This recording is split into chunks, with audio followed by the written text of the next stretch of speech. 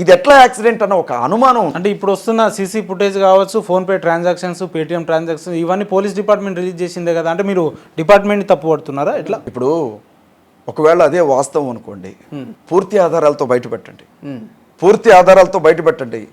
ఇన్ని రోజులు అవసరం లేదు కదా, మీ దగ్గర అన్ని ఆధారాలు ఉన్నాయి, సీసీటీవీ ఫుటేజ్లు ఉన్నాయి అనుకుందాం, ఫోన్పేలు గూగుల్ పేలు ఉన్నాయి, మీ దగ్గర అన్నీ ఉన్నాయి, ఓపెన్గా చెప్పేసేయండి. అదే విషయం చెప్పండి. మీరు చెప్పనంత వరకు మాకు అనుమానం ఉంటుంది కదా. అనుమానాస్పద మృతిగానే మీరు కూడా కేసు కట్టారు కదా, ఎఫ్ఐఆర్ చేసింది అనుమానాస్పద మృతి అంటే మీకు కూడా అనుమానం ఉందనే కదా అర్థం. లేదు, అనుమానం లేదు, ఇది యాక్సిడెంటే, ఇట్లా జరిగింది అని అంటే ఓపెన్గా చెప్పండి. పోలీసులే వచ్చి మధ్యలో ఎవరెవరో వచ్చి మాట్లాడడం ఏంటన్నా? పోలీసులు కదా మాట్లాడాల్సింది. ఎంత దారుణమైనటువంటి విషయం అన్నా ఇది. మీకు అన్నీ తెలుసు, ఓకే చెప్పేసేయండి. ఇలా జరిగింది అని చెప్పండి. మా తలరాత అనుకుంటాం, ఇలా జరిగింది అనుకుంటాం. కానీ మీకే అన్న అనుమానాలు ఉండి కేసునే మీరు అనుమానాస్పద కేసుగా మార్చినప్పుడు యావత్ క్రైస్తవ సమాజానికి అనుమానం ఉంది ఆయన చనిపోయిన ఆ ప్లేస్ని చూసినప్పుడు. సరే, మీరు చెప్తున్నట్టు అనుమానమే ఉంది అని ఒక నిమిషం అనుకుంటే ప్రవీణ్ గారిని హత్య చేయాల్సినంత అవసరం ఎవరికి ఉందని? ఎవరికైనా ఉండొచ్చు. నేనేమనుకుంటానంటే ప్రవీణ్ గారిని ఒకవేళ మా అందరి అనుమానాలే వాస్తవమై అది కానీ హత్య అయి ఉంటే ప్రవీణ్ గారిని చంపితే ఎవరికి లాభం ఉంటుందో వాళ్ళు చంపుండాలి. లేదా ప్రవీణ్ గారి మీద ఎవరికైనా పగుంటే వాళ్ళు చంపుండాలి. లేదా ప్రవీణ్ గారు ఎవరికన్నా కెరీర్కి ప్రమాదకరంగా ఆయన మారుంటే వాళ్ళు చంపుండాలి. లేదా ఆస్తిపాస్తులకు సంబంధించినటువంటి వ్యవహారాల్లో ఎవరైనా ఇన్వాల్వ్ అయి ఉండాలి. ఏదో ఒకటి జరుగుండొచ్చు. మేమేమంటున్నామంటే ఏం జరిగిందో మాకు తెలియదు, కానీ అతను చనిపోయినటువంటి స్థలం, చనిపోయినటువంటి ఆ శవం నమ్మశక్యంగా లేదు. యాక్సిడెంట్ అంటే ప్రవీణ్ గారు చచ్చిపోతే హైందవ సమాజాన్ని లేదంటే హైందవ మత పెద్దల్ని ఎందుకు తీరుతున్నారు మీరు? అవసరం ఏముందంటే ఇప్పుడు విషయం ఏంటంటేనా, దాదాపు ఆయన సేవా పరిచర్యలో రాధా మనోహర్ దాస్తో కావచ్చు, ధర్మమార్గం భాస్కర్ రాజ్తో కావచ్చు, హిందుత్వానికి మేమే పెద్ద దిక్కు అని మాట్లాడిన ఎంతో మందితో డిబేట్లు చేసిన వ్యక్తి ఆయన డిబేట్ చేసిన ప్రతిసారి ఆ కామెంట్ సెక్షన్లో ఆయన్ని చాలా పెద్దగా దూషించినటువంటి వాళ్ళు ఉన్నారు, చాలా రకాలుగా. ఒకసారి అయితే రాధా మనోహర్ దాస్ లేచి వెళ్ళిపోయాడు డిబేట్లోంచి. ద సేమ్ టైం ఆయన మహమ్మద్ ప్రవక్త మీద కూడా విపరీతమైనటువంటి వ్యాఖ్యలు చేశారు ఒక సందర్భంలో. ముస్లిం సమాజం నుంచి షమీ అనే వ్యక్తి, ఆయన కూడా చాలా కఠోరంగా మాట్లాడారు. గడిచిన ఒక నెల రోజుల నుంచి ప్రవీణ్ గారు ఆయన పేతో కానీ ఆయన ఇంట్లో కానీ, ఇప్పుడు అన్న పాస్టర్ గారి కుటుంబ సభ్యులు కావచ్చు, బంధువులు కావచ్చు, అన్న ఇట్లా జరిగిందన్న ఇది పరిస్థితి అని చెప్పుకుంటారు కదా. మాకు వచ్చినటువంటి సమాచారం ఏంటంటే ఆయన అనేక సందర్భాల్లో నన్ను చంపుతానని బెదిరింపులు వస్తున్నాయి, నా బిడ్డను చంపడానికి రెక్కి చేస్తున్నారు, నేను ఫేస్బుక్ వేదికగా ఈ విషయాలు చెప్తున్నా క్రైస్తవ సమాజం ఎవరూ నన్ను పట్టించుకోవట్లేదు, మన క్రిస్టియన్స్లో యూనిటీ లేదు, రేపు నేను చస్తే తప్ప వీళ్ళకి యూనిటీ రాదేమోనని బాధపడేవాడు. అదే పరిస్థితి మీకు వస్తుందని అనుకుంటారా ఈ 4-5 సిచ్యువేషన్ చూసిన తర్వాత? ప్రవీణ్ పగడాల గారితో పోలిస్తే నేను నథింగ్ అన్న. ఆయన జ్ఞానం కావచ్చు, ఆయన ఆస్తి కావచ్చు, ఆయన తెలివి కావచ్చు, ఆయన వ్యక్తిత్వం కావచ్చు, నేను దేనికి సరిపోను. ఆయన అలాంటి స్థితిలో మరణించారు, దాని వెనక ఏదైనా కొట్టుంటే నాకు ఓపెన్గా చెప్తున్నారుగా. హమారా ప్రసాద్ పెట్టిన పోస్ట్ మీరు చూడలేదా? నెక్స్ట్ అజయ్ నువ్వేరా చచ్చేది అని పెట్టాడు. బీజేపీ నేత చిన్న అన్న వ్యక్తి పెట్టిన పోస్ట్ మీరు చూడలేదా? నెక్స్ట్ అజయ్ గడే చచ్చేది అని పెట్టాడు. అట్లా ఎంతో మంది పోస్టులు పెడుతున్నారు నెక్స్ట్ అజయ్ అని, ఓపెన్గానే చెప్తున్నారు. సోషల్ మీడియా ప్రాతిపదికగా నాకు వ్యక్తిగతంగా మెసేజ్లు పెడుతున్నారు, ఫోన్లు చేసి బెదిరిస్తున్నారు. నేనేమన్నా దేవుణ్ణా? ఒకవేళ దేవుడు నన్ను శత్రువులకు అప్పగిస్తే చనిపోతానేమో, ఎవరికి తెలుసు. ఆ రోజు కోసం నేను ఎప్పుడు సిద్ధమే అన్న. మీరు ఇప్పుడు నన్ను చంపేళ్ళినా చనిపోవడానికి నేను సిద్ధమే, కానీ దానికి ఒక కాజ్ ఉండాలి, దానికి 10 మందికి ఉపయోగపడాలి ఆ చావు. ఒక మనిషి మరణం అన్న, ఇప్పుడు కోడి చచ్చిపోతే కోసుకొని తింటాం, మేక చచ్చిపోతే కోసుకొని తింటాం, మనిషి చచ్చిపోతే వాడిని తీసుకెళ్ళి పారేయడానికి తప్ప వాడు దేనికి పనికిరాడు. అట్లాంటి చావద్దన్న, 10 మందికి ఉపయోగపడాలన్న. ఒక మరణం అనేక మందిని కదిలించాలి. మీ చావుని మీరు కొని తెచ్చుకుంటున్నట్టు అనిపిస్తుంది నాకు. లేదన్న, అలా అని చెప్పి కసాయివాడి ముందు గొర్రె తలంచినట్లు ఉంచనన్ను, నన్ను నేను కాపాడుకుంటాను. ఇక నా చేయి దాటిన తర్వాత నేనేం చేయలేను కదా. ఒకవేళ నా బలం మించిన వ్యక్తులు వచ్చారు, నా శక్తి సరిపోలా, అటాక్ చేశారు, చనిపోవాల్సి వచ్చింది, దేవుడే అప్పగించాడు అనుకోండి, ఏం చేయలేను కదా. నేనేమన్నా దేవుణ్ణా? ఏం చేస్తున్నా మరి మీరు బహిరంగంగా నెక్స్ట్ అజయ్ బాబు సామాజిక మాధ్యమాల్లో మారుమోగుతుంది, మీరు ఏం చేయగలుగుతున్నారు మరి? నేను పోలీస్ స్టేషన్లో కంప్లైంట్ ఇచ్చానన్న. కంప్లైంట్ ఇస్తే సరిపోతుందా? ఎస్పీ గారి దగ్గరికి వెళ్ళాను, ఖమ్మం సిపి గారి దగ్గరికి, కమిషనర్ ఆఫ్ పోలీస్ గారి దగ్గరికి వెళితే ఆయన లేరు. డిప్యూటీ సిపి గారు వారు ప్రసాదరావు గారు వారు ఉన్నారు. ఏం జరిగిందో అంతా వివరించి వారికి కంప్లైంట్ ఇచ్చాను. వారు urban police station CI Bhanuprakash గారికి కాల్ చేసి మా ముందే ఈ కేసు పూర్వాపరాలు పరిశీలించి కేసు కట్టండి అని చెప్పారు. సిఐ గారిని కలుస్తాం, వెళ్ళి ఆల్రెడీ అక్కడ కంప్లైంట్ ఇచ్చి వచ్చాం, సాయంత్రం రిజిస్టర్ చేస్తారనుకుంటున్నాం. నాకు ఎవరెవరి మీద అయితే అనుమానం ఉందో, అమరప్రసాద్ కావచ్చు, 24 గంటలు నా మీద లైవ్ పెట్టుకొని బ్రతికే కరుణాకర్ సుగ్నా, లలిత్ కుమార్ కావచ్చు, రాధా మనోహర్ దాస్, వీళ్ళ గురించి ఎందుకంటున్నానంటే వీళ్ళు వీడియోలు చేసి అందులో నా ఫోన్ నంబర్లు పెడుతున్నారు. వీడియో చేయడమే కాకుండా నా ఫోన్ నంబర్ పెట్టడం వల్ల అనేక మంది ఆ నంబర్ చూసి వాళ్ళ ఫాలోవర్స్ నాకు బెదిరింపు కాల్ చేస్తున్నారు. ఫోన్ కాల్ లిఫ్ట్ చేసి మనం హలో అనే మరుక్షణమే అమ్మ నా బూతులు తిడుతున్నారు. నా ఇప్పటివరకు ఎన్ని కాల్స్ వచ్చినాయి మీకు అట్లా? నా ఫోన్ ఇస్తానన్నా, ఒక 5-6 వేల కాల్స్ ఉంటాయి, చూసుకోవచ్చు. 5-6 వేల కాల్స్ నా ఫోన్ అప్పచెప్పేస్తాను, ఇదేం అబద్ధం కాదు. మెసేజ్లు కూడా బ్లాక్ లిస్ట్ లో పెట్టాను తప్ప మెసేజ్లు కొన్ని డిలీట్ చేయాలి, అవి అలాగే ఉంచేస్తాను. ఓపెన్ గా పోలీసులకు అప్పచెప్పమంటే ఫోనే ఇచ్చేస్తాను. ఒక్కరోజు పోలీసుల దగ్గరికి ఉంచుకొని ఆ వచ్చే ఫోన్ కాల్స్ చూడమన్నట్టు వాళ్ళకి అర్థమవుతుంది. ఇంతకంటే నేనేం చేయగలను చెప్పండి? బయటకు వెళ్ళినప్పుడు నలుగురిని తీసుకొని వెళ్తున్నాను. అంటే భయపడుతున్నారా అజయ్ బాబు గారు? భయం కాదన్న, నాకు భార్య బిడ్డలు ఉన్నారు కదా. ఒంటరిగా లింగలింగం అనుకుంటే తిరిగేవాడిని అనుకున్నా, నేను పోతే ఎవరికి రా నష్టం అనుకునేవాడిని. కానీ నాకు 5 సంవత్సరాల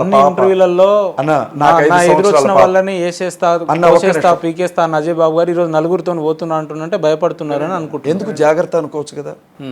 మూర్ఖత్వంగా అంటే ఇప్పుడు ఒక మనిషి రోడ్డు మీద బస్సు వస్తుందన్న, తప్పించుకునే అవకాశం ఉంది, తప్పుకుంటావా? బస్సు ఎదురుగా వస్తుంది, ఫీల్ అయిద్దని దాని కింద పడతావా వెళ్ళి? నన్ను నేను కాపాడుకునే అవకాశం ఉన్నప్పుడు, నాకు ఒక భార్య 2 బిడ్డలు ఉన్నప్పుడు, మీరు చూశారు కదా, సంవత్సరం నా బిడ్డ, నా కొడుకు, నేను కనపడగానే వాడికి మాటలు రావు, 2 చేతులు ఎత్తి వచ్చిరాని నడకతో ఎలా ఊరికి వస్తున్నాడు నా దగ్గరికి. నా కూతురు ఎలా నా మెళ్ళ పట్టుకుంటుందో చూశారు కదా. రేపు నాన్న ఎవరిని పిలుస్తారు ఏదన్నా జరిగితే? ఇప్పుడు చావనేది అందరికీ సహజమే, ఏదో ఒక రోజు చనిపోవాల్సిందే. కానీ కావాలని చెప్పి వెళ్ళి రైలు పట్టాల కింద అయితే పడంగా నన్ను నేను కాపాడుకోవడానికి ప్రయత్నించడం తప్పే ఉంది. అంతవరకు ఎందుకన్నా, బయటికి ఎక్కడికన్నా వెళ్ళేటప్పుడు కారులో జాగ్రత్తగా 2 కర్రలో 3 కర్రలో పెట్టుకొని వెళ్తాం. ఎందుకంటే ఎవడొచ్చి అటాక్ చేస్తాడో తెలియదు. అంతవరకు ఎందుకన్నా, పార్లమెంట్లో లగడపాటి రాజగోపాల్ గారు నిరసన తెలియజేయడానికి పెప్పర్ స్ప్రే చల్లాడుగా అందరి మీద. ఇవాళ ఎలా ఉన్నాయి పరిస్థితులు చెప్పండి? ఇంట్లోంచి బయటికి వెళ్ళిన వాడిని కళ్ళ ముందే మాయం చేస్తున్నారు. నేను ఒక్కటే అన్నా, నన్ను కాపాడుకోవడానికి విశ్వ ప్రయత్నం చేస్తాను. నా వల్ల కాలేదనుకో నేనేం చేయలేను కదా. ఆ రోజు ఇది అదే మాట, ఈ రోజు ఇదే మాట. చావంటే భయం లేదు నాకు. ప్రవీణ్ పగడాల గారు చనిపోయిన తర్వాత అదొక ఇన్సిడెంట్ లెక్క చూడకుండా ఏదో మీ మీద నెక్స్ట్ టార్గెట్ అవుతున్నట్టు, లేదంటే ఇయాలో రేపు మీరు ఏదో చనిపోతున్నట్టు, చంపేస్తున్నట్టు ఈ రకంగా పోర్ట్రేట్ అవుతుంది సామాజిక మాధ్యమాలు. ఎందుకు? ఇప్పుడు నేను నా భార్య, నా 2 పిల్లలు, నా సంఘం అనుకుంటే నన్ను ఎవరు పట్టించుకునేవాళ్ళు కాదు. కానీ నేను క్రైస్తవ సమాజం అంతా అంటున్నాను, ముస్లిం సమాజం అంతా అంటున్నాను. మీరు గమనించండి, సహజంగా ముస్లింలకి క్రైస్తవులకి పెద్ద ఎత్తున విభేదాలు ఉంటాయి. బైబిల్ పరంగా, ఖురాన్ పరంగా విభేదాలు ఉంటాయి. వినండి, దళిత సామాజిక వర్గం అంటే ఒక రకమైన చిన్న చూపు ఉంటుంది. కానీ నాకు తెలిసింది ఏంటంటే అన్న, 3 తన్నులు తింటున్నారు వాళ్ళ భారతదేశంలో మతం పేరుతో. అందులో క్రైస్తవులు ఒక రకంగా తన్నులు తింటున్నారు మత మార్పిడి పేరుతో. పాకిస్తాన్కి ఎప్పుడు జైగొడతారు వీళ్ళు, వీళ్ళకి అసలు దేశభక్తి ఉండదని ముస్లింలు తన్నులు తింటున్నారు. అనగదక్కబడినటువంటి వారుగా, అణచబడినటువంటి వారుగా, అంటరాని వారుగా దళితులు దెబ్బతింటున్నారు. ఈ 3 వర్గాలు తన్నులు తినేటప్పుడు 3 కలిస్తే తప్పే ఉంది అని చెప్పి ఒక ఆలోచనతో నేను CMDF స్టార్ట్ చేశాను. Christians, Muslims, Dalit front, defence force. నేను ఆ 3 గురించి ఆలోచిస్తాను. అన్న మాకు చిన్నతనంలో సరిగ్గా తినడానికి కూడా ఉండేది కాదన్న. మా ఇంట్లో నలుగురికి అన్నం పెట్టలేని పరిస్థితి ఉంటే, మా ఇంటి పక్కన ముస్లిం ఇళ్ళు ఇప్పటికి కూడా ఉంటాయి మా కాలనీలో. వాళ్ళ ఇంటి దగ్గరికి వెళ్తే అన్నం తినే మా వదిన, బేగం వదిన, నాకు అన్నం పెట్టుకొచ్చి ఇచ్చేదన్న ఆ పళ్ళెంలోంచి తీసి. ముస్లిమ్స్, అరే బేటా, రేపు వాళ్ళ మధ్యలో పడుకున్నాను నేను ఆ కుటుంబంలో. ఎట్లా మర్చిపోతారన్నా? ఇప్పుడు మా ఇంటి ముందు ఒక కుక్కకు ముద్ద పెడితేనే అది రోజు వచ్చింది మా ఇంటికి. ముస్లిం ఇళ్లలో అన్నం తిన్నాను, నేను ఎలా మర్చిపోవాలి వాళ్ళని? నా భార్య SC దళితురాలన్న. వాళ్ళ ఇంటికి వెళ్ళినప్పుడు నేను చూస్తాను, ఎంత ఉన్నోడైనా సరే మాదిగా అయితే చాలు కులం పేరుతో తిట్టేస్తారు. వాళ్ళు ఎన్ని మాట్లాడుతుంటారు అన్న. మరి వాళ్ళని ఎలా వదిలిపెట్టుకోవాలి నేను? నా బిడ్డలు ఈరోజు నాకు, నా భార్యకి, అంటే ఒక SCకి, ఒక BCకి పుట్టినటువంటి పిల్లలు కదా. నా పిల్లల్లో కూడా తన బ్లడ్ ఉంది కదా. మరి నా పిల్లలను చూసినప్పుడు నాకు దళితులు గుర్తురారా? నేను ఒక క్రిస్టియన్గా క్రైస్తవ సామాజిక వర్గం నాది అని ఓన్ చేసుకుంటానన్న. అయితే నేను కొంచెం కటువుగా మాట్లాడతాను. మాట్లాడినప్పుడు ఏమనుకుంటారంటే వీడికి పొగరు, వీడికి అహంకారం అని అంటారు. కానీ నాలో ఉన్న ఆ బాధను అర్థం చేసుకోవట్లేదు. నా సమస్య అన్న, ప్రవీణ్ గారు చనిపోయిన తర్వాత చాలామంది పాస్టర్లు, చాలామంది క్రైస్తవ సమాజంలో ఉన్న పెద్దలందరూ మాట్లాడారు, బాగానే ఉంది. వాళ్ళందరి మీద ఎవరి మీద లేని టార్గెట్ మీ మీద ఎందుకు అయింది అంటున్నా. సమస్య ఏంటంటే, క్రైస్తవులు అంటే మాలమాదిగోళ్లే క్రైస్తవులు, ఇంకెవరు క్రైస్తవులు కాదు. వీళ్ళు అంటరాని వాళ్ళు, వీళ్ళు అసలు మా ముందు నిలబడడానికి అర్హత లేని వాళ్ళు. వీళ్ళు చదువుకోకూడదు, గోసులు పెట్టుకొని తిరగాలి, వీళ్ళదొక బతికేనా అని చూసే మనుషుల మధ్య యేసుక్రీస్తు ప్రభు వాక్యం ఏం చేసిందంటే వాళ్ళకి ఎన్ షర్ట్లు సూటు బూటు వేసింది, చదువు చెప్పింది, వైద్యం నేర్పింది. ఇవాళ ఐఏఎస్లుగా, ఐపీఎస్లుగా, పాస్టర్స్గా, దేవుని గురించి చెప్పే స్థాయికి వచ్చిన పాస్టర్స్గా వాళ్ళు తిరుగుతుంటే ఒక రకమైన ఉన్మాదం, ఈ నా కొడుకులు వచ్చి మాకు చెప్తున్నారు ఏంది, వీళ్ళేంది, వీళ్ళ బతికేంది అన్న రీతిలో దాడి జరుగుతూ ఉంది. ఈ విషయం అందరికీ కష్టం అనిపించట్లా, కానీ నాకు కష్టం అనిపిస్తూ ఉంది. ఒకవేళ ఇదే దాడి హిందువుల మీద జరుగుంటే నేను క్రైస్తవుల మీద తిరగబడదును. మీరెవర్రా మాట్లాడడానికి హిందువుల గురించి? హిందువుల మీద దాడి చేసే హక్కు మీకు ఎవడిచ్చాడు? మీకేం హక్కు ఉందని చెప్పి హిందువుల మీద దాడి జరిగితే నిరభ్యంతరంగా మాట్లాడతాను. ఖండిస్తారా? నిరభ్యంతరంగా. ఒకవేళ మీద దాడి జరిగితే అజయ్ బాబు గారు ఖండిస్తారా? ఖచ్చితంగా ఖండిస్తాను. ఖండించడం కాదు, వాళ్ళ పక్కన నిలబడతాను. స్వేచ్ఛ వాయువులతో చెప్తున్నారు, పూర్తిగా చెప్తున్నాను నేను. అజయ్ బాబు అంటే హిందువుల వ్యతిరేకి అని అంటారు కదా. నేను ఎప్పుడు హిందువుల వ్యతిరేకి అయితే హిందువుల ఆడబిడ్డని ఎందుకు పెళ్లి చేసుకుంటాను నేను? మా మామయ్య హిందూ, మా అత్త హిందూ, మా బావ హిందూ, మా చెల్లి హిందూ, వాళ్ళందరూ కూడా హిందూస్. వాళ్ళ బిడ్డని ఎందుకు పెళ్లి చేసుకుంటాను నేను? ఇవాళ కూడా మేము ఏమంటారునా, ఇంటి దగ్గర వాళ్ళు పెట్టుకుంటారు కదా, అమ్మవారికి పెట్టుకోవడం అట్లా ఉంటారు కదా, కబురు చేస్తారు కులదేవతకి, అల్లుడు వచ్చేళ్ళండి అని చెప్పి. ఇప్పుడు నేను వ్యతిరేకనని ఎవరు చెప్పారు? నేను హిందువులకు వ్యతిరేకని కాదన్నా. మొదటి నుంచి కూడా హిందువులకు నేను మంచి స్నేహితుడినే. నేను గర్వంగా చెప్తాను, హిందుత్వవాదం పేరుతో జరుగుతున్నటువంటి ఉన్మాదానికి మాత్రమే నేను వ్యతిరేకిని. మీకు ఇంకో విషయం చెప్తున్నాను, జిహాద్ పేరుతో జరుగుతున్నటువంటి మారణకాండకి నేను వ్యతిరేకినే.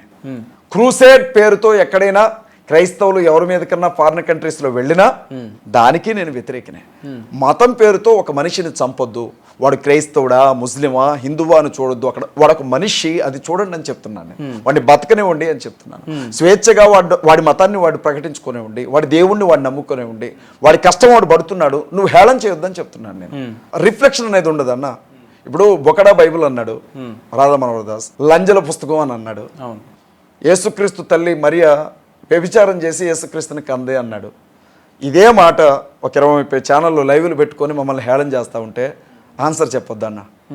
అందులో భాగంగా నువ్వు బైబిల్ జోలికి వచ్చావు కాబట్టి నీ గ్రంథాల్లో ఏముందో మాట్లాడావు అంతే తప్ప బూతులు మాట్లాడాల సుమా. మీ పురాణాల్లో ఏముందో చెప్పావు అంతే. మేము ఇప్పుడు ప్రతి ఆదివారం చర్చికి వెళ్తామన్నా, చర్చిలో ఉండే ప్రతి ఒక్కరికి చెప్తాం మీ చేతుల్లో బైబిల్ ఉండాలి ఖచ్చితంగా అని. మరి మీ గుడికి వచ్చిన ప్రతి ఒక్కళ్ళు కూడా మీరు పురాణాలు పంచొచ్చుగా, మీ గుడికి వచ్చిన అందరికీ భగవద్గీత, రామాయణం ఇవ్వచ్చుగా. మీరెందుకెవరన్నా? హిందువులందరిళ్లలో భగవద్గీత ఉండాలి, రామాయణం ఉండాలి, పురాణాలు ఉండాలి, వేదాలు ఉండాలి, తెలుగులో చదువుకునే అవకాశం ఉండాలి. ఉంటే అంటే మత ప్రచారం చేయడం మా సంస్కృతులు లేదు కాబట్టి మేము ప్రచారం చేయం. ప్రచారం కాదన్నా, నువ్వు ఒక హిందువి అని అంటున్నావు, నువ్వు ఒక బ్రాహ్మణ మతాన్ని నమ్మిన వ్యక్తివి, అప్పుడు నీ మత గ్రంథం నీ ఇంట్లో ఉండాలి కదా, ఎందుకు ఉండదు? ఉండదని మీరు ఎట్లా అనుకుంటున్నారు? ఎవరు ఉండదని మీరు ఎట్లా? ఇవాళ అందరు హిందువులు అన్న మా ఇంటికి వస్తారా మీరు? గుండెల మీద చేసుకో, మా ఇంటికి రండి, మీరు గుండెల మీద చేసుకొని చెప్పండి. ప్రతి క్రైస్తవుడి ఇంట్లో బైబిల్ ఉంటాయి, నా ఇంట్లో అతకంటే ఒక 10-15 బైబిల్ ఉంటాయి. ప్రతి క్రిస్టియన్ ఇంటికి వెళ్ళండి బైబిల్ ఉంటుంది. ప్రతి హిందూ ఇంటికి వెళ్ళి చూడండి ఎన్ని రామాయణాలు ఉన్నాయో అడగండి, భగవద్గీతలు ఎన్ని ఉన్నాయి, పురాణాలు ఎన్ని ఉన్నాయి. నీ గ్రంథం నువ్వు చదవనప్పుడు మా సంస్కృతులు నీ గ్రంథంలో ఏముందో నీకు ఎలా తెలుస్తుంది? ఎవరు చెప్పారు చదవలేరని? ఎవరు చదవట్లేదు. ఎవరు చెప్పారు? ఇప్పుడు ఏంటో తెలుసా, ఇదే గరికపాటి నరసింహారావు ఇదే 10వ తరగతిలో రామాయణం గురించి ఏ రామాయణం గురించి, మీ బైబిల్ గురించి ఎక్కడ, వాల్మీకి రామాయణం గురించా, మొల్ల రామాయణం గురించా, లేకపోతే ఏ రామాయణం? 318 రకాల రామాయణాలు ఉన్నాయి. అందులో ఏ రామాయణం గురించి మీరు చదివారు? బైబిల్ అంటే బైబిల్ ఒకటే పుస్తకం, ఒకటే బైబిల్ గ్రంథం ఒకటే చాప్టర్ లేవు. అందులో 66 పుస్తకాలు ఉన్నాయి, లేదా 73 పుస్తకాలు ఉన్నాయి వేరే చోట. మాకు రామాయణం అని అంటే వాల్మీకి రాసిన రామాయణం అని చెప్తాను అన్న. ఇప్పుడు నేను ఏమంటున్నానంటే మీరు రాసుకోండి రామాయణం, నాకు ఇబ్బంది లేదు, కానీ మీరు చదవండి అంటున్నాను. మీరు చదివితే ఏమవుతుందంటే అందులో ఏముందో ప్రతి హిందూకు తెలుస్తుంది. అప్పుడు మేము హేళన చేస్తున్నామా, ఉన్న విషయాలే చెబుతున్నామా, మీకు అర్థమైద్దని చెప్తున్నాను. నేను రామాయణాన్ని టార్గెట్ చేయట్లేదు, నేను అవి మీరు చదవాలి అంటున్నాను. బైబిల్ అట్లా మీరు మమ్మల్ని అడగొచ్చు, మీరు బైబిల్ చదవండి అని. మేము ప్రతిరోజు చదువుతాం, ఉదయం చదువుతాం, మధ్యాహ్నం చదువుతాం, పడుకునేటప్పుడు చదువుతాం, ఖాళీగా ఉంటే గంటలు చదువుతాం. మీరు ఎన్నిసార్లు చదువుంటారు అట్లా? మీ పురాణాలు తెలుసుకోవాలి కదా, అసలు ఏముంది అందులో అనేది, ఏముందో తెలుసుకోవాలి కదన్నా. ఏమీ తెలియకుండా నేను ధర్మ ప్రచారకుడిని అంటే అసలు నీ మత గ్రంథాలు ఏం చెప్పాయి? నీకు ఏది ప్రామాణిక? ఒక బైబిల్ పట్టుకొని లేదంటే ఒక బ్లేజర్ వేసుకొని ఒక కోట్ వేసుకుంటే పాస్టర్ అయిపోతాడా, ఫాదర్ అయిపోతాడా? ఇదేనా మీ సంస్కృతి? ఒక విషయం చెప్పనా, సంస్కృతి అనేది ఆహార పద్ధతులకు సంబంధించిందో, కట్టుబట్టలకు సంబంధించిందో, ఆచార సాంప్రదాయాలకు సంబంధించిందో మాత్రమే కాదన్నా, అదొక జీవిత విధానం, అది సంస్కృతి. ఎవరి పద్ధతి వారుకుంటుంది. మేము ఉన్నామన్నా, క్రైస్తవులు ఉన్నాం. మా బైబిల్ ఏం చెబుతుంది అంటే మందు తాగొద్దు అని చెబుతుంది, త్రాగుబోతులకు పరలోక రాజ్యం లేదంటుంది, వ్యభిచరించొద్దు అంటుంది, కట్టుకున్న భార్యతో మాత్రమే కాపురం చేయి. ఇప్పుడు ప్రవీణ్ గారు చేసింది ఏది? ప్రవీణ్ పగడాల్ గారు చేసింది. మీరు ఆయన వ్యక్తిత్వాన్ని మీరు కూడా చంపాలనుకుంటే నేనేం చెప్పలేను. లేదు, సామాజిక మాధ్యమంలో వచ్చిందే అడుగుతున్నా. 10 మంది రకరకాలుగా మాట్లాడటం మనుషుల నైజం, అది లోకుల్ని కాకులు అంటారు. ఇవాళ క్రైస్తవులు అంటేనే పళ్ళు పట్ట పట్ట పట్ట కొరికే వాళ్ళు. అజయ్ అన్న, మీరు ఎట్లా మాట్లాడుతున్నారంటే అధికారికంగా ప్రభుత్వంలో పనిచేసే పోలీస్ వ్యవస్థనే ఈ రోజు మీరు తప్పు పడుతున్నారు. తప్పు అంటున్నారు అంటే మొత్తం పోలీస్ యంత్రాంగాన్ని తప్పు పడుతున్నారు. చెప్పేది పోలీస్ యంత్రాంగాన్ని తప్పుపడ్డం కాదు, నేను వాళ్ళని ఎప్పుడు గౌరవిస్తా. నేను ఏమంటున్నంటే 15 గంటల సీసీటీవీ ఫుటేజ్ లో ఆయన ముఖాన్ని ఒకసారి చూపించండి, మేము నమ్ముతా ఉంటున్నాం. రామవరపాడు జంక్షన్ దగ్గర ఎలా చూపించే అవకాశం ఉందో నేను చెప్తా. హైదరాబాద్ నుంచి నువ్వు వస్తున్నావు అన్న, బండి మీద వస్తున్నావు, కారులో వచ్చావు, స్పృహ తప్పి పడిపోయావు, తల మీద హెల్మెట్ ఉంది, ముఖానికి మాస్క్ ఉంది. నేనేం చేస్తానంటే, కామన్ సెన్స్ ఉంది కదా, వెంటనే హెల్మెట్ తీసేసి మాస్క్ తీసి ముఖం మీద నీళ్లు కొడతాను. రామవరపాడు దగ్గర ఒక మనిషి బండి మీద నుంచి పడిపోతే అతను పక్కన కూర్చోబెట్టి 4 గంటలు అతను అక్కడే ఉంటే హెల్మెట్ తీలా, మాస్క్ తీలా, పడుకున్న మనిషి హెల్మెట్తోనే పడుకున్నాడు అన్న 4 గంటలు. ఎవరికి చెప్తున్నారన్న కథలో ఎవరికి చెప్తున్నారు? మీకు ఓ విషయం చెప్తాను. ఇవాళ యాక్సిడెంట్ అని వీళ్ళు అంటున్నారు కదా, మనిషి చనిపోయిన రోజు అది హత్య అనొద్దు, యాక్సిడెంట్ అనొద్దు, ఆయన చనిపోయిన రోజే విషయం బయటకు వచ్చిన రోజు హమారా ప్రసాద్ ఫేస్బుక్లో ఒక పోస్ట్ పెట్టాడన్న. ఇక అనొద్దు కానీ ఏదో తప్పుడు మాట అన్నాడు, పగల తాగి గుద్దుకొని చచ్చాడు, పోస్ట్ మార్టం రిపోర్ట్లో ఇదే వచ్చింది చూసుకోండి కావాలంటే అన్నాడు. అప్పటికి ఇన్వెస్టిగేషన్ జరగల, సీసీటీవీ ఫుటేజ్లు బయటికి రాలా, పోస్ట్ మార్టం జరగల, పోలీసులు ప్రెస్ మీట్ పెట్టలా. అతనికి ఎలా తెలుసు అన్న హమారా ప్రసాద్కి? ఎలా తెలుసు? ప్రవీణ్ పగడాల గారు ఫోన్ చేసి, అరే హమారా ప్రసాద్, అరే వరాహ ప్రసాద్, అరే పంది, నేను మందు తాగుతున్నారా, యాక్సిడెంట్ చేసుకొని చచ్చిపోయేలా ఉన్నా అని చెప్పాడు. అంటే ప్రవీణ్ గారు నేనే హత్య చేసి ఉంటాడు. నాకు నమ్మకం ఉందన్న, నాకు నమ్మకం ఉంది. ఖచ్చితంగా హమారా ప్రసాద్ బ్యాచ్ హస్తం ఏదైనా ఉండొచ్చు అని నేను నమ్ముతున్నాను. ఎందుకంటే వాళ్ళు పెద్ద స్టేట్మెంట్ అంటారా, చాలా పెద్ద స్టేట్మెంట్ ఇది. అయినా వాళ్ళు పెట్టినటువంటి స్టేట్మెంట్లు నా దగ్గర ఆధారంగా ఉన్నాయి. చాలా ఇబ్బంది అయితే నాకే ఇబ్బంది కాదు. ఫేస్బుక్ లో వాళ్ళు పోస్ట్ పెట్టారా లేదా, ఫేస్బుక్ లో వాళ్ళు ప్రసాద్ అయితే ఈయననే చంపినారని కరెక్ట్. వినండి, ఫేస్బుక్ లో వాళ్ళు పోస్ట్ పెట్టారా మాట్లాడుతున్నారు మీరు? నా ఫోన్ ఇవ్వండి ఒకసారి. హమారా ప్రసాద్ పెట్టినటువంటి పోస్ట్ నేను మీకు చూపిస్తాను. అంటే మీరు మతాల మధ్య చిచ్చు పెట్టడానికి ఇటువంటి మాటలు అంటే హమారా ప్రసాద్ ఏదైనా మాట్లాడొచ్చు, కానీ ఇలా మాట్లాడు అంటే మతాల మధ్య ఆయన ఏమన్నాడు? ఏమైంది? తాగి చనిపోయింది. ఎలా చెప్తాను నేను? తాగే చచ్చిపోయాడు అని చెప్పాడు. కావచ్చు అన్న, తాగే చచ్చాడు కావచ్చు, కన్ఫర్మేషన్ ఇచ్చారు. ఇప్పుడే చూపిస్తాను. మీరు లైన్ లో ఉండండి, దీన్ని జూమ్ చేయండి. మీరు లైన్ లో ఉండండి, దీన్ని జూమ్ చేయండి. ఎందుకన్నా మనుషులు పిచ్చోళ్ళని చేస్తారు. మీరు ఏమంటారన్నా, స్క్రీన్ షాట్ పిక్చర్స్ ఉంటాయి కదన్నా, అవి ఎలా చూడాలి? స్క్రీన్ షాట్ చూడండి దయచేసి. నన్ను ఒక ప్రశ్న అడిగారు, హమారా ప్రసాద్ ఆ స్టేట్మెంట్ పెట్టాడా, మీరు ఎందుకని మతాల మధ్యన చిచ్చు పెడుతున్నారు అని. ఇప్పుడు నేను యాంకర్ గారికి ఇస్తున్నాను, అక్కడ ఏముందో ఆయన చదివి వినిపించాలి. హమారా ప్రసాద్ లేదు, మీకు అనుమానం ఉంది కాబట్టి మీరే చదవాలి, పెద్దగా చదవండి. హమారా ప్రసాద్ ఫేస్బుక్ పేరుతో అది చూపించండి. అటు పోస్ట్ మార్టం రిపోర్ట్ ఖచ్చితంగా ఏమని వస్తుందంటే చదవండి, భూతైనా చదవాలి, భూతైనా చదవాలి, చదవండి. గుద్ద బలగా తాగి బండి కంట్రోల్ కాకపోవడంతో చచ్చాడని వస్తుంది అని పెట్టాడు. ఎప్పుడు పెట్టాడు? 6 days బ్యాక్. వాడికి ఎట్లా తెలుసు అని అడుగుతున్నాను నేను. అది కన్ఫర్మేషనా లేకపోతే స్టేట్మెంట్ ఇచ్చాడా లేకపోతే అనుమానం అన్నాడా? అనుమానం అన్నాడా, స్టేట్మెంటా? ఇప్పుడు ఏం మాట్లాడతారు మీరు? ఎందుకని పాస్టర్స్ చెప్పే ఏమైనా కూడా అబద్ధాలు, మిగతా అన్ని నిజాలు అని హిందువులను భుజాల మీద మోస్తున్నారు? హమారా ప్రసాద్ దగ్గర ఎంత తీసుకున్నారు? అది ఆయన ఫేస్బుక్ పేజ్ లో. ఆయన కాకపోతే ఆయన రెడ్ టీవీ ఇంటర్వ్యూలో అడిగారు, మిగిలిన ఇంటర్వ్యూలో అడిగారు. హమారా ప్రసాద్ దగ్గర మీరు ఎంత తీసుకున్నారు అన్నారు. ఒక మాట, మీరు ఎంత తీసుకున్నారు? మీరు ఎట్లా అడుగుతున్నారు? నా ఇంటర్వ్యూకి రన్నాను, మీరు నాకు ఎంత ఇచ్చారు? ఎవరు? మీరు నాకు ఎంత ఇచ్చారు అన్న? మీ మనసు బంగారం, మీరు నాకు ఎంత ఇచ్చారు? మీ మనసు బంగారం. నేను ఏమంటున్నా అంటే, హమారా ప్రసాద్ ఫేస్బుక్ లో పెట్టాడో నిజంగా చూపించమంటే 6 రోజుల క్రితం పెట్టింది నేను మీకు చూపించాను, మీరే చదివారు. చెప్పలేదు కదా ఆయన ఫేస్బుక్ లో పెట్టాడు. రెడ్ టీవీ ఇంటర్వ్యూలో నువ్వు ఇలా ఎందుకు పెట్టావంటే ఖచ్చితంగా అదే వచ్చింది రిపోర్ట్ చూసుకో అని అన్నాడు. రెడ్ టీవీ ఇంటర్వ్యూలో లైవ్ ఆయన మాట్లాడాడు, సిసిటీవీ ఇంటర్వ్యూలో మాట్లాడాడు. వీళ్ళకి ఎలా తెలుసు అంటున్నాను నేను.